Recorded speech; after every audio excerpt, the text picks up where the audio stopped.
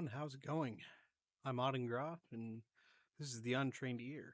Today we're going to be covering the latest drop by the Viagra Boys with their self-titled album, Viagra Boys.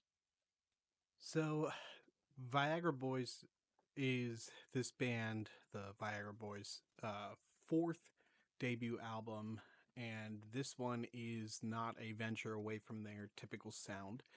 This is a punk rock album in its absolute truest form. This album is grunge. It is nasty. It is laced with themes of disillusionment.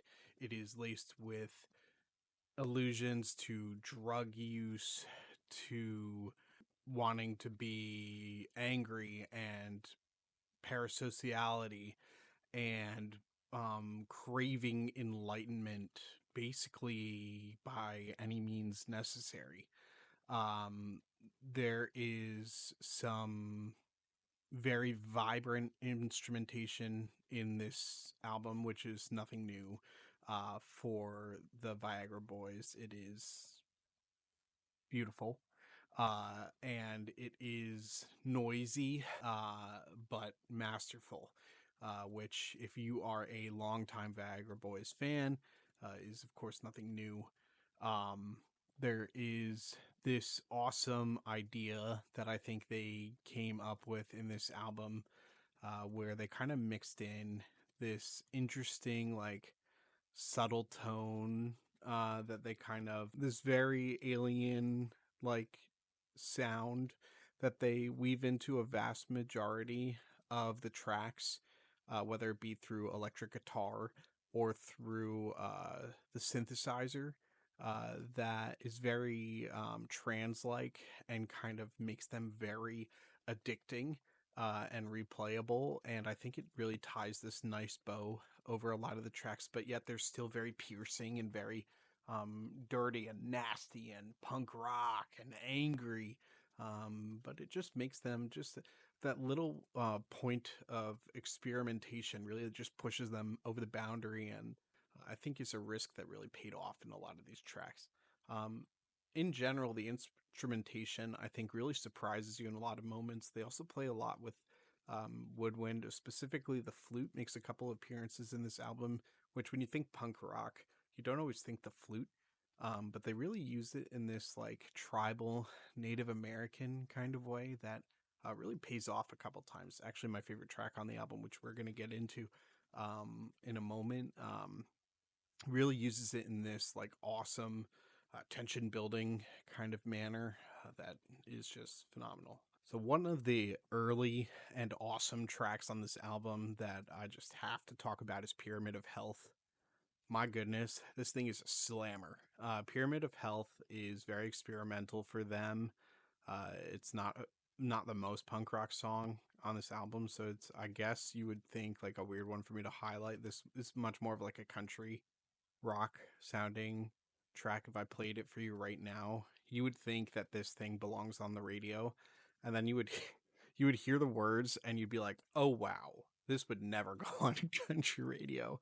I mean, it's literally talking about like a psychedelic green worm that feeds the guy sludge, and that helps him try to be more healthy, except it doesn't work. And then he vaporizes into dust on top of a mountain, and it's like trippy and crazy, as is most of the album, but it's awesome. This thing is about being disillusioned with health crazed society. It's a satirization of health trends and fads and groupthink mentality, and it's just it's so punk rock and angry at society and all the things you love to hate together in that genre. And I think that the electric guitar in this album, I was talking earlier about that like bow that is wrapped over the top, and the electric guitar is the piece in this one that just comes in and it introduces this like hypnotic, like alien, like zing over the top that just it's like this frequency in your brain that just brings you in, and it just makes you want to like vibe in and like coast with the music. And it's very like transient, trippy, and you just want to like be a part of it. And like it's almost like this song is like a soup, and the guitar is there to make you want to like nestle in and just boil in it. And it's like weird, but it's awesome. Um, and so I think between like the guitar in this one and the synth and some of the others, this is just like this really great risk that they've done with a lot of the tracks on this album. Um, and right from this track, you get into Dirty Boys, which is just right into a banger. And Dirty Boys is, if Pyramid of Health is so much like not a punk rock song, oh my goodness. Dirty Boys is like punk rock. This thing is like in your face, like gritty, slimy, nasty metal, like angry at the world stuff. The lyrics are just gross and vile, and you're inducted into a gang, and you're gonna go and smoke meth with them under a bridge. And it's just like, I'm not even exaggerating, like that's the lyrics. And it's like, it's just nasty, like angry at the world stuff that you just want to like, you just want to you just want to bop with it. And you bounce your head, and you got Sebastian Murphy, and he's doing that thing with his voice that he sometimes does with the more angry Viagra Boys tracks, where you can just hear like the wear and tear happening in his vocal cords, and you're like, oh, is that good for you? Are you gonna be okay? And you just hope that he is. And like, he's a professional musician, he's probably gonna be fine, but it just sounds like he's just blowing those things out, man. And just at one point, he's like literally like gutturally grunting in this track and making like almost like vomit sounds, and it's just badass, man. It's just awesome. And I could just sit in this stuff for like 2 or 3 tracks for sure, and it would not get old. And this Dirty Boys just delivers on that. Like, this is like the troglodyte of this album. For those of you like more old school um Viagra Boys fans, troglodyte. This is like the troglodyte of this album. High recommend. And then you got my personal favorite. All right, Store Policy. And Store Policy, the second I heard it, I thought to myself, this reminds me of something. And I couldn't put my finger on it right away. And then it hit me that it was bringing me back to Rage Against the Machine. It's got this tension building, like roll with it. Like the guitar is at first, it's like, it's not quiet, but it's just like patient, and it's just vibing, and it's got the right rhythm to just build and build and build in the background. And then they bring in the flute. And you're like, flute? Really? In a punk rock track? But it works because it's got these little like almost native tribal like chirps that it pulls in, and it's like just, it like tweets at you like here and there. There's like these little like flute blows, and it just like adds to it. It enhances the tension, and it's like building it up. And the lyrics are just like gross. I mean, he's talking about like gooning, and he's talking about like using the self health nutrition aisle for not so savory purposes, and store policies. And it's super like anti-establishment, if the establishment were just a corner store. And the store policy, and the song is literally about like getting kicked out of a store and the store policy and how he completely misconducts in there. But it's this like totally against the corp thing, and it's so like against the grain and very punk rock. And it's just building and building and building, and these flutes are coming in, and you're like, oh, what's the payoff for this gonna be? And it's tribal, and that is where it pays off. And at the end, there's a chant that happens, and it's like the band comes in and they chant for a couple bars at the end, and you're like, whoa, that's awesome. And just this crescendo that happens. It's so cool and so Rage Against the Machine and so punk rock. It's awesome. Another banger on the track, my personal favorite. Gotta recommend that one. It's so raw, so awesome. I gotta get into criticism.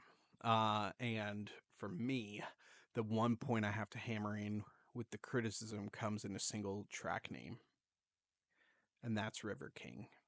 And look, it's not a bad song. I'm going to start right there. River King is not a bad song. I think it's heartfelt and it's written with raw emotion, which is everything in this album I feel like is very emotional and written off the chest. And River King is the same way. And you could tell it comes from a place of truth, even.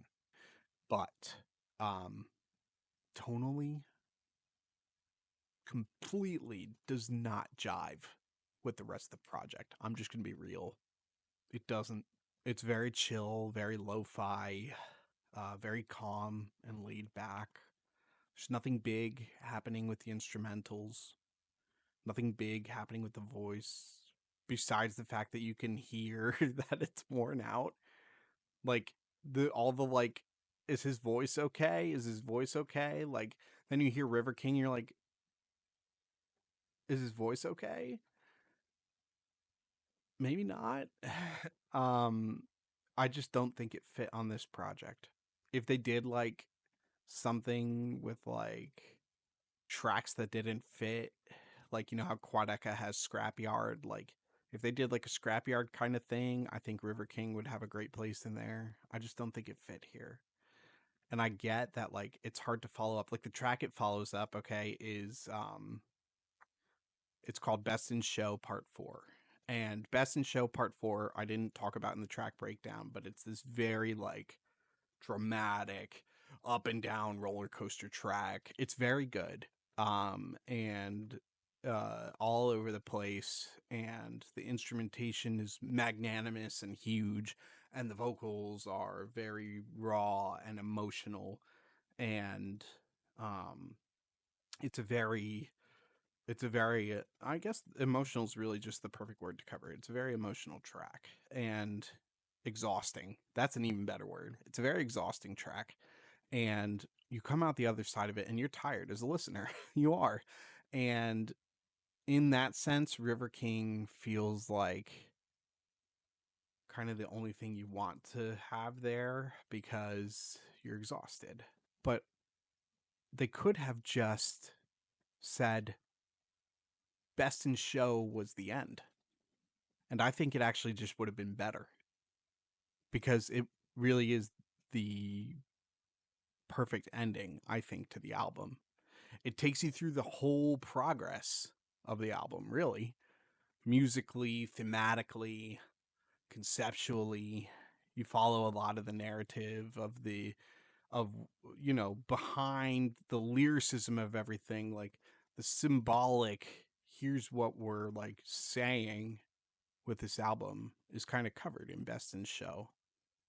Instrumentally, you go through a lot of the emotions of this album in Best in Show.